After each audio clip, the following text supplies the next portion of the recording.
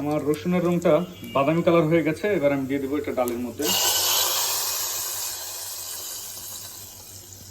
আসসালামু আলাইকুম। আর ডালের সাথে আমি নিয়েছি বড় বড় ভেন্ডি, অথবা আপনারা মাঝারি সাইজের ভেন্ডি নিতে পারেন। এই 7-8টা ভেন্ডি নিয়েছি। সাথে আছে পেঁয়াজ, কাঁচামরিচ, হলুদের গুঁড়ো, লবণ, আর রসুন বাটা, আদা বাটা, আর হচ্ছে জিরে।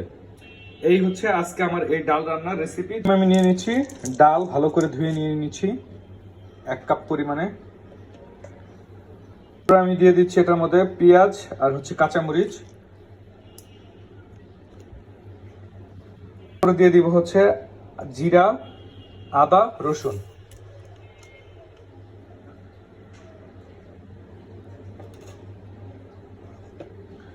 সাথে দিচ্ছি হলুদের গুঁড়ো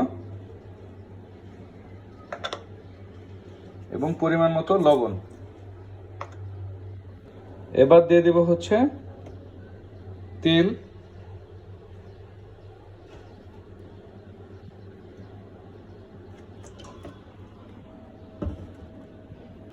এবার হচ্ছে এটা মাখানোর পালা, মিক্স করতে হবে।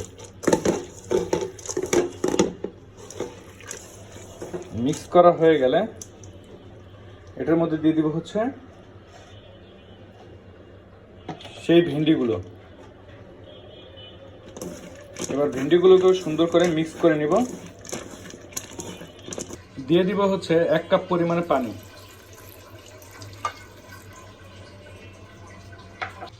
যেহেতু তাড়াতাড়ি রান্না করব, তাই এটাকে দিয়ে দিব আমরা হচ্ছে প্রেসার কুকারে।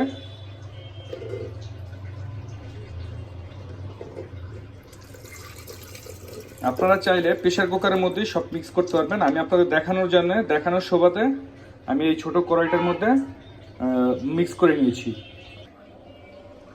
প্রেসার কুকারে ঢাকনাটা দিয়ে সুন্দর করে ঢেকে দিব।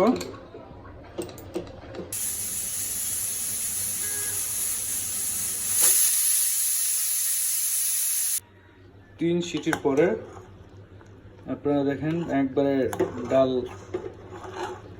হয়ে গেছে।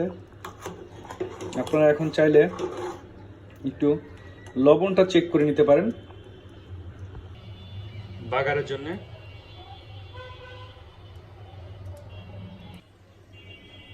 তারপরে তেলের মধ্যে দিয়ে দেবো হচ্ছে, তেলটা যখন গরম হয়ে যাবে তেলের মধ্যে আমি দিয়ে দেবো কিছু জিরা। তারপরে আমি দিয়ে দেবো হচ্ছে কিছু রসুন।